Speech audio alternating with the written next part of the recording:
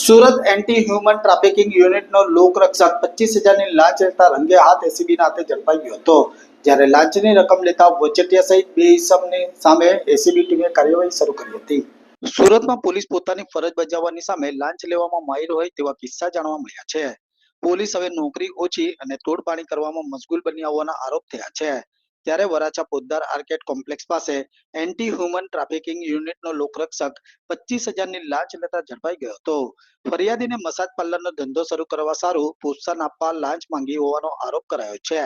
Massage પાર્લરનો ધંધો કરવા કોઈ હેરાનગતિ નહીં કરવા ઉપરાંત કાયદેસરની કાર્યવાહી નહીં કરવા પેટે લાંચ માંગ્યાનો આરોપ થયો હતો, જેથી ફરિયાદીએ એસીબીના ટોલ ફ્રી નંબર પર સંપર્ક કર્યો હતો। જે બાદ એસીબી ટીમે છટકાનું આયોજન કર્યું હતું, જેમાં લોકરક્ષક જવાન ધીરુભાઈ નકાભાઈ ઠાકરિયાએ લાંચની હેતુલક્ષી વાતચીત કરી હતી।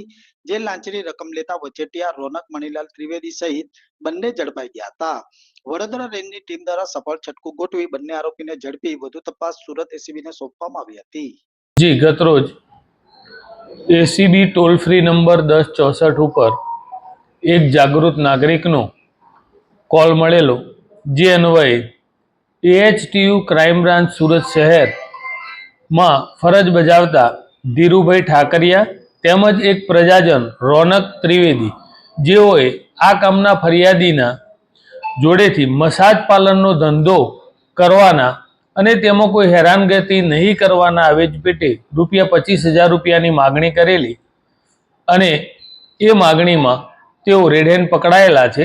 એ બંને વિરુદ્ધ કાયદેસર કાર્યવાહી હાથ ધરી આગળની તપાસ હાથ ધરવામાં આવેલી છે। આ લોકરક્ષક છે એટલે હાલ એમનું ફિક્સ જ પગાર છે।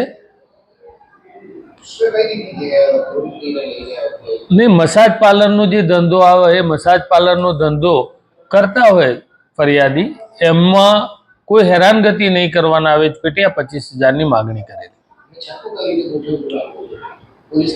ટોલ ફ્રી નંબર અન્વયે બરોડાની એસીબીની ટીમ એમણે આ ટ્રેપ કરેલી છે અને એ ટ્રેપ સફળ થયેલી છે।